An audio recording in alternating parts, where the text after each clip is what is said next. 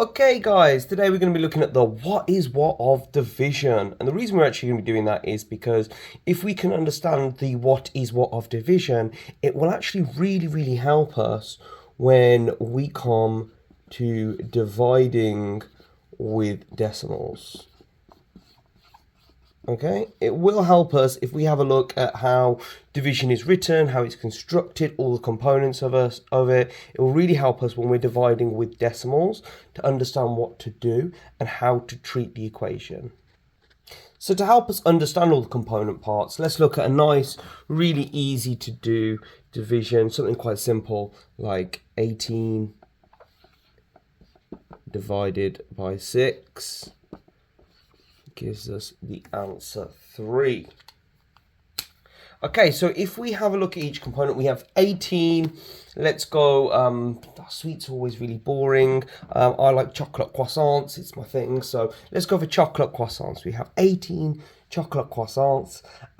We have 6 staff members that are very hungry, and they get 3 chocolate croissants each.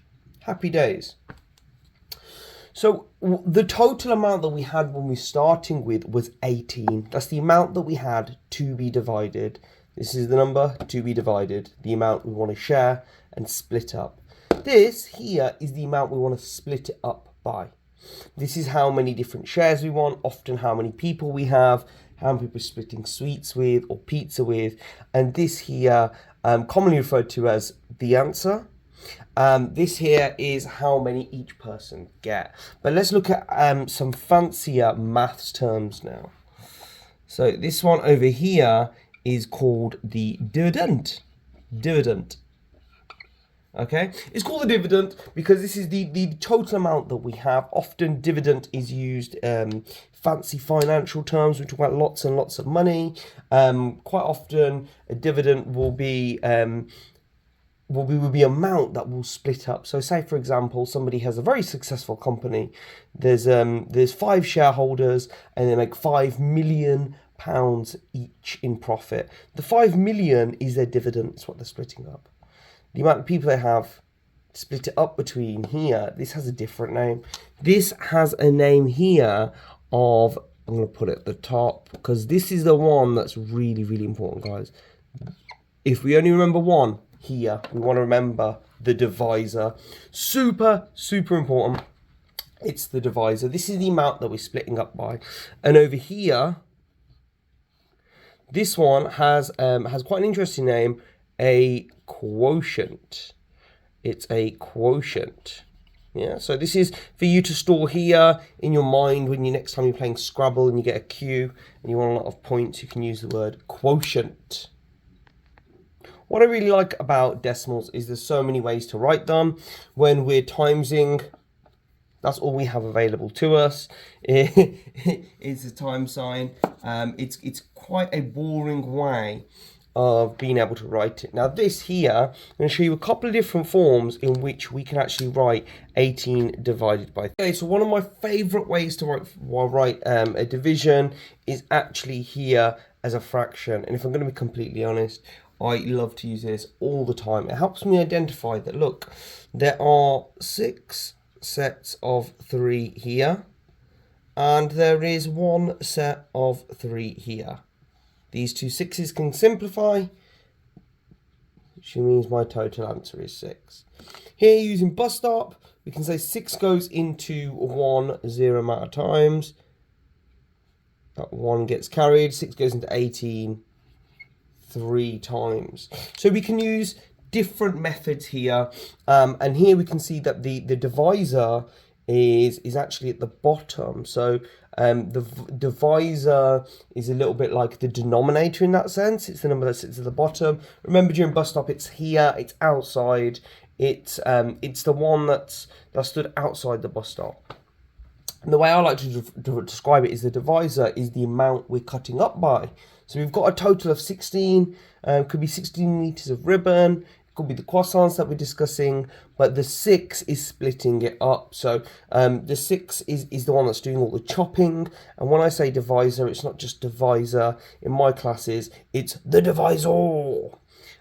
just so it sounds aggressive and like it's going to cut you up, and a little bit like Zorro, I think.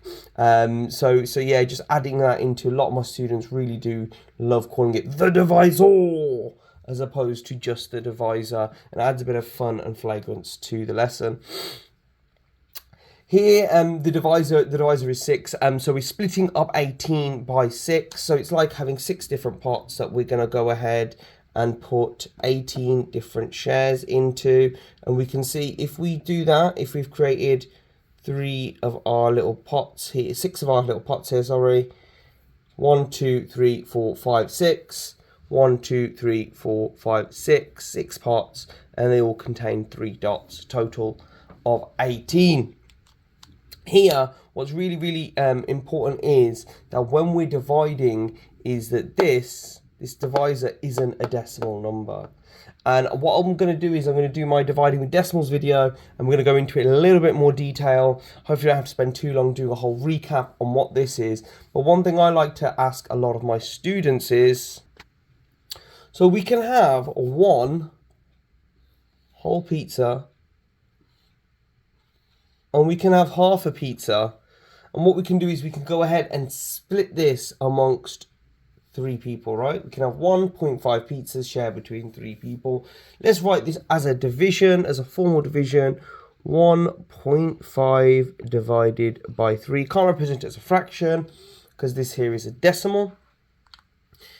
The question is, can this calculation be done? Well, can it be done?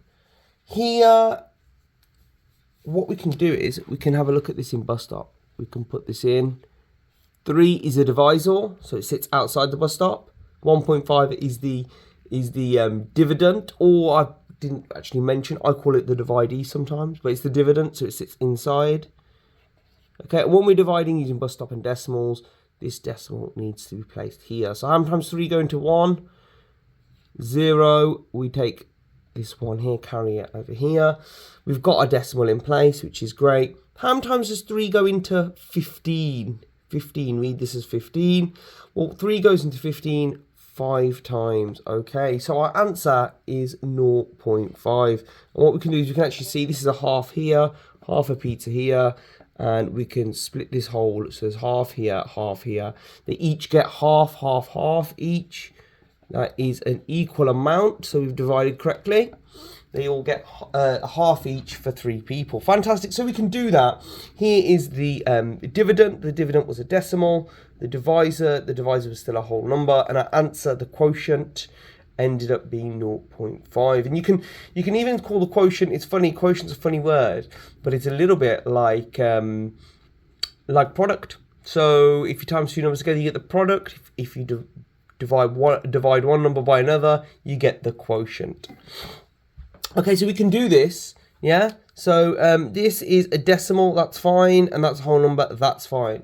Okay, what's interesting is if we flip this question round. So, can I do 3 pizzas, and can I share it